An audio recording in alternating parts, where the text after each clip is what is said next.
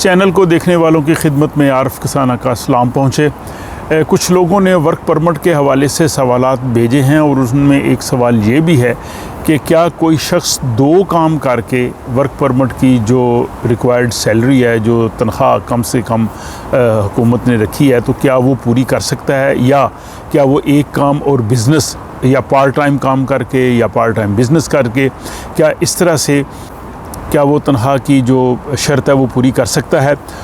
दूसरा फिर ये भी है कि ये जो 80% तनख्वाह है इसका जो है वो तयन किस तरह से होगा। पहले 26,500 थी तो अब ये 27,360 ये क्यों बढ़ी और आइंदा कैसे होगा।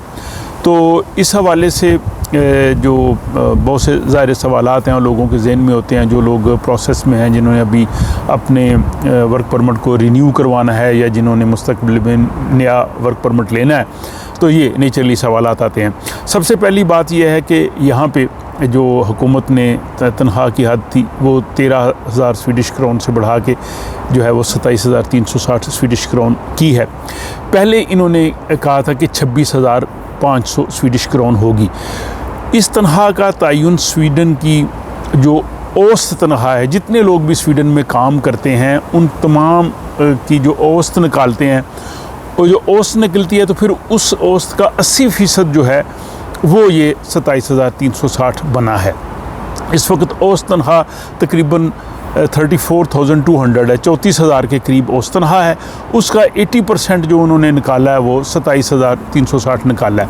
इससे पहले जो 26,500 स्वीडिश क्रोन तनख्वाह थी वो ये थी कि 20 जून को स्वीडन का जो शुमारियात का इदारा है SCB, जो तमाम किस्म की यहाँ पे स्टैटिस्टिक्स रखता है, वो रिपोर्ट्स जारी करता है कि स्वीडन में इस वक्त जो है वो मुख्तलिफ़ किस्म की जो सूरत हाल है तनख्वाहों की, बाकी चीज़ों की, उसके बारे में रिपोर्ट जारी करता है।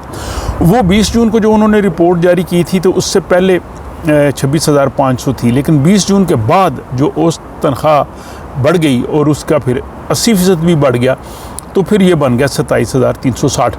अब अगले साल 2024 में 20 जून को वो फिर नई तनख्वाह बताएंगे कि इस वक्त स्वीडन की औसत तनख्वाह है, फिर उसका 80% जो है वो हो जाएगा। वैसे हुकूमत ने एक कमेटी बनाई हुई है जो अगले साल जनवरी में रिपोर्ट पेश करेगी। हुकूमत तो चाहती है कि जो औसत तनख्वाह है वही होनी चाहिए, 80% भी नहीं होनी चाहिए, यानी और बढ़ाना चाहती है। बहरहाल हर साल जून में जो औसत तनख्वाह है इसका तयन होगा और वही तनख्वाह फिर वर्क परमिट के लिए लागू होगी। अब इसमें ये होता है कि जब आपने अपनी दरख्वास्त भेजी होती है ना वर्क परमिट हासिल करने के लिए या रिन्यू करने के लिए, एक्सटेंड करने के लिए, तो उस वक्त जो औसत तनख्वाह होती है वो आपने शर्त पूरी करनी है। मसलन अगर इस वक्त 27,360 स्वीडिश क्रोन तनख्वाह है और कोई शख्स अब अपनी दरख्वास्त भेजता है या अगले साल जनवरी फरवरी में भेजता है, तो उसका फ़ैसला जो है वो तकरीबन 4-5 महीने या 8 महीने के बाद होता है, यानी अगले साल जून के बाद होता है, और उसके बाद तनख्वाह बढ़ चुकी होती है। लेकिन उसने वो 27,360 ही पूरी करनी, क्योंकि जब उसने तनख्वाह एप्लीकेशन अपनी भेजी थी वर्क परमिट की उस वक्त वो तनख्वाह थी, और जो एट प्रेजेंट होगी उसका उससे ताल्लुक़ नहीं होगा, उससे फिर अगले आने वालों का ताल्लुक़ होगा। तो मुझे उम्मीद है कि ये 26,500 और 27,360 का जो फ़र्क आ रहा था इसकी जो है वो समझ आ गई होगी। अब अगला ये अहम सवाल कि अगर किसी की तनख्वाह जो है वो अभी वो एप्लीकेशन भेज रहा है, वो 27,360 पूरी नहीं होती, तो क्या वो दो काम कर सकता है, या हफ्ते इतवार को एक और काम कर ले या शाम को पार्ट टाइम कर ले?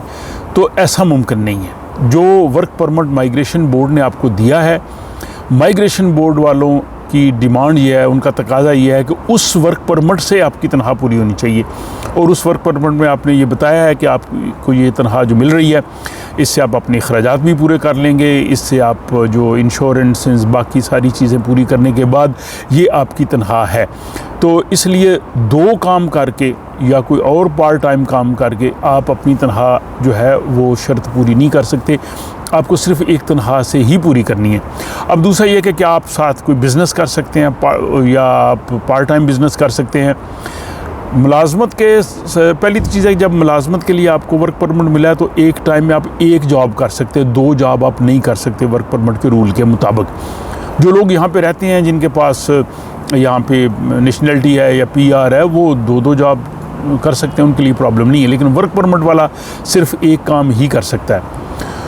बिज़नेस जो है वो आप काम के साथ कर सकते हैं, आप पैसे ज़्यादा कमा सकते हैं, लेकिन उन पैसों को आप जो है वो अपने वर्क परमिट की दरख्वास्त के लिए इस्तेमाल नहीं कर सकते।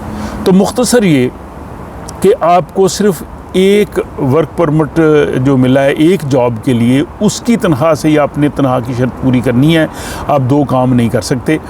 बिज़नेस करके आप एक्स्ट्रा पैसे अपने लिए कमा सकते हैं, लेकिन उन पैसों को अपनी दरख्वास्त के लिए जो है वो आप नहीं जमा करवा सकते। तो इस हवाले से चूँकि बहुत ज़्यादा सवालात आते रहते हैं, अलावा जी इमिग्रेशन के हवाले से भी बहुत से लोग पूछते हैं, फैमिली वीज़े के बारे में, विज़िट वीज़े के बारे में, एप्लीकेशन गई है उसमें फ़ैसला नहीं हो रहा। तो आपके जितने भी सवालात हैं आप प्लीज़ कमेंट्स में लिख दीजिए। बहुत जल्द मेरी एक इमिग्रेशन के हवाले से जो एक्सपर्ट हैं उनसे मुलाकात होगी, उसमें वो तमाम सवालात मैं आपकी तरफ से उनसे भी पूछ लूँगा, और ताकि बहुत से लोग जो हैं उनको भी जो है उसकी वजाहत मिल जाएगी। तो प्लीज़ कमेंट्स में अपने सवालात जो है वो लिख दीजिए। दूसरा, मैं उन लोगों का भी शुक्रिया अदा करता हूँ कि जो लोग कमेंट्स में सवालात पूछते हैं, बाज़ औक़ात मेरे पास वक्त नहीं होता, मैं जवाब नहीं दे सकता, तो ज़ाहिर है बहुत से लोग जानते हैं चीज़ों को, तो वो जो जवाब दे देते हैं अथेंटिक मालूमात की सूरत में, मैं उनका भी शुक्रिया अदा करता हूँ कि एक तरह से वो मेरा काम आसान करते हैं। तो बराए मेहरबानी अगर सवालात आएँ तो जिन लोगों को इल्म हो वो जवाब दे दिया करें, ताकि जो है वो दूसरे लोग भी इससे फ़ायदा उठा सकें, दूसरों के लिए हम आसानियाँ पैदा करें। अल्लाह ताला हमारी ज़िंदगियों में भी आसानियाँ पैदा करे। अपना ख्याल रखिएगा और अगले व्लॉग में फिर मुलाकात होगी।